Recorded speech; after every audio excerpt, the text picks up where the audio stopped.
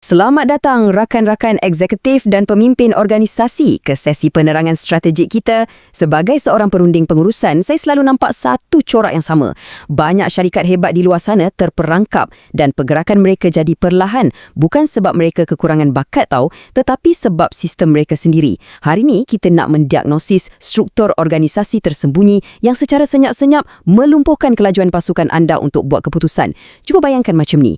Anda sedang memandu sebuah kereta sport yang sangat berkuasa tinggi. Enjin dah mantap, tapi anda terpaksa guna gear manual yang rosak dan ketat. Itulah perumpamaan yang paling tepat untuk birokrasi tegar dalam dunia perniagaan moden yang serba pantas sekarang ni. Jom kita selami isu ini bersama-sama.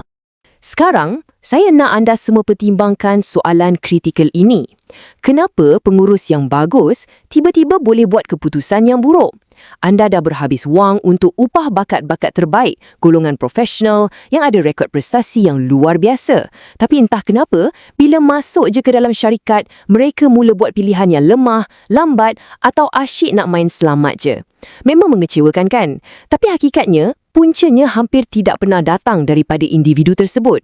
Puncanya sebenarnya terletak pada struktur dan persekitaran yang kita bina di sekeliling mereka. Ini agenda ringkas kita untuk hari ini. Kita akan melihat gambaran besar halangan organisasi diikuti dengan 4 halangan spesifik, perangkap penilaian prestasi, sistem ganjaran, sekatan peraturan dan masa, serta beban keputusan masa lalu. Akhir sekali, saya akan sediakan panduan eksekutif untuk anda bawa pulang. Okey, bahagian pertama. Mari kita lihat secara keseluruhan apakah sebenarnya halangan keputusan organisasi ini. Terdapat 5 halangan teras yang biasanya tertanam jauh di dalam DNA struktur organisasi kita. Kelima-lima elemen ini, penilaian prestasi, sistem ganjaran, peraturan formal, kekangan masa dan beban keputusan masa lalu memang wujud dalam hampir setiap syarikat. Ya, kita tahu tujuan asalnya adalah untuk pastikan syarikat berjalan dengan teratur. Tapi tanpa kita sedar, sistem yang sama inilah yang dah bertukar menjadi rantaian yang menyekat kecekapan dan membunuh kreativiti pasukan anda setiap hari. Mari kita masuk ke bahagian kedua, iaitu perangkap penilaian prestasi. Jom kita lihat bagaimana KPI boleh membawa padah. Biar saya berikan satu contoh analogi yang sangat mudah dan praktikal. Bayangkan seorang pensyarah universiti. Katakanlah salah satu kriteria utama penilaian prestasinya adalah berasaskan kadar kegagalan pelajar. Kalau peratusan pelajar gagal lebih daripada 5%, kecekapan pensyarah itu akan terus dipersoalkan. Jadi, apa yang pensyarah itu akan buat? Secara semula jadi, dia akan cuba rendahkan standard pemarkahan semata-mata nak pastikan kadar kegagalan sentiasa berada di bawah ambang 5% tu. Dia buat macam tu semata-mata nak elak penilaian prestasi yang negatif. Nampak tak? Keputusan beliau dah pun diputar belitkan oleh metrik itu sendiri. Sebagai pemimpin eksekutif, anda boleh atasi perkara ini dengan pelan 3 langkah. Pertama, kenal pasti metrik yang mencetuskan budaya takut. Kedua, wujudkan ruang supaya mereka boleh jelaskan konteks di sebalik mana-mana data yang gagal. Dan ketiga, nilai semula mereka berdasarkan penyelesaian yang ditawarkan, bukan sekadar melihat pada peratus semata-mata. Situasi pensyarah tadi sebenarnya sebiji macam apa yang berlaku di syarikat anda sekarang. Pengurus anda akan sedaya upaya sekat sebarang maklumat negatif tentang jabatan mereka daripada sampai ke telinga anda. Ini mewujudkan satu ilusi yang sangat berbahaya. Anda di atas sana lihat laporan yang cantik dan bersih, lalu anda fikir, oh, jabatan ni buat kerja dengan bagus. Padahal realitinya, maklumat yang negatif tapi sangat kritikal sedang disembunyikan rapat-rapat. Ketiadaan ruang selamat untuk bersuara ini bermaksud anda sedang memandu syarikat dalam keadaan mata tertutup. Inilah sebabnya anda sangat perlukan satu template yang kita panggil laporan postmortem tanpa salah. Ia adalah satu budaya di mana laporan tentang kegagalan jabatan disambut dengan bantuan dan sokongan pengurusan dan bukannya hukuman. Seterusnya, bahagian ketiga, sistem ganjaran dan risiko. Di sinilah pertembungan antara inovasi dan ketakutan berlaku. Cuba periksa kembali sistem organisasi anda. Kalau sistem anda hanya beri kenaikan gaji atau pangkat kepada orang yang tak pernah buat silap, tak pernah cipta kontroversi atau yang kita panggil yes man yang cuma ikut arahan, anda sebenarnya sedang mencipta satu masalah struktur yang besar. Lama-kelamaan, anda akan melahirkan barisan pengurus yang fobia untuk ambil sebarang risiko. Sebagai contoh yang ekstrim, kalau 90% daripada bonus syarikat disalurkan hanya kepada jabatan yang mencatatkan sifar ralat dalam projek inovasi mereka, anda sebenarnya sedang membeli ketaatan buta dan secara terang-terangan membunuh keberanian mereka untuk mencuba sesuatu yang baru. Jadi, apa akibatnya bila pengurus dah takut? Mereka akan lari daripada tanggungjawab.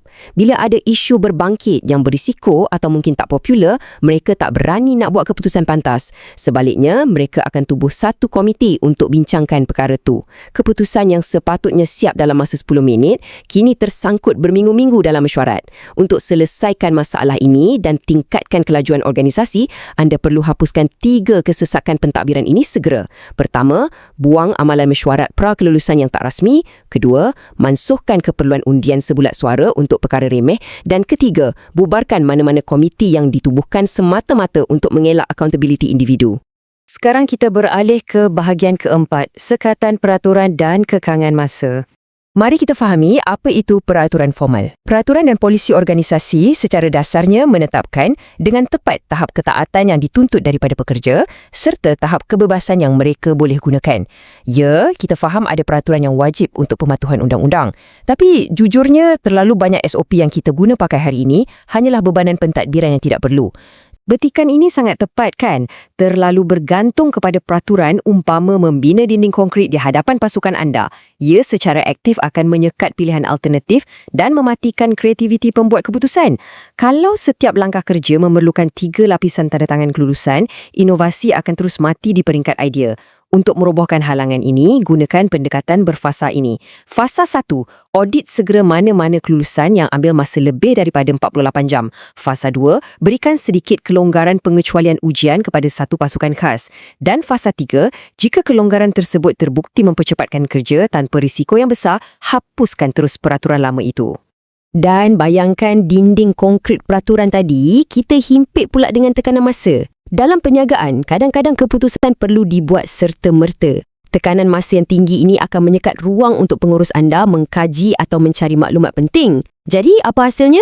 Kekurangan maklumat, dicampur pula dengan prosedur SOP yang meleret-leret, akhirnya pasti akan menghasilkan keputusan separuh masa yang langsung tidak membawa apa-apa keuntungan kepada syarikat. Bahagian kelima, beban keputusan masa lalu. Ini tentang bagaimana sejarah lalu boleh menghantui masa depan syarikat. Ini senario realiti yang saya pasti ramai pemimpin pernah lalui. Pada tahun-tahun lepas, syarikat untung besar. Jadi anda pun bayar bonus yang sangat tinggi kepada staf. Tetapi malangnya, untuk tahun semasa, prestasi kewangan syarikat merudung dengan teruk. Isunya sekarang, keputusan ganjaran pada masa lalu telah menetapkan jangkaan di minda pekerja. Mereka tetap mengharapkan jumlah bonus yang sama. Anda di peringkat eksekutif kini menghadapi tekanan moral dan budaya yang amat berat untuk beri peratusan bonus yang serupa, walaupun data kewangan menunjukkan amaran merah. Inilah contoh bagaimana rantaian keputusan masa lalu secara paksa menetapkan realiti dan memutarbalikkan keputusan strategi anda pada hari ini. Akhir sekali, kita sampai ke bahagian panduan eksekutif. Mari kita rumuskan semuanya. Ini adalah senarai semak tindakan pantas anda. Tolong fokus kepada quick wins ini. Pertama, mula gunakan konsep postmortem tanpa salah supaya tiada lagi data penting yang disorokkan. Kedua, rombak semula struktur bonus untuk raihkan mereka yang berani ambil risiko terhitung. Ketiga, cari dan buang sekurang-kurangnya 1 lapisan kelulusan dalam SOP anda. Keempat, bersikap lebih rasional dalam menetapkan tarikh akhir. Pastikan pasukan ada masa untuk buat kajian data. Dan yang kelima, anda kena berani putuskan tradisi. Jangan sesekali biarkan beban keputusan lama mengawal hala tuju baru perniagaan anda. Sebelum kita tamat, saya nak tinggalkan anda dengan satu soalan yang agak provokatif. Sila tanya diri anda, adakah organisasi anda distruktur untuk kejayaan yang luar biasa atau ia sekadar distruktur untuk keselamatan? Kalau anda masih kekalkan sistem yang hanya melindungi status quo, sistem yang buat staf takut nak beritahu kelemahan sebenar dan takut mengambil risiko, ya, mungkin syarikat anda rasa selamat hari ini. Tapi percayalah, anda secara perlahan-lahan sedang menempah kegagalan yang lebih besar di masa hadapan. Kaji semula struktur anda, mula hapuskan halangan-halangan ini dan saksikan sendiri bagaimana kelajuan dan inovasi pasukan anda meroket. Terima kasih kerana menyertai sesi penerangan strategi ini dan teruskan memimpin dengan berani.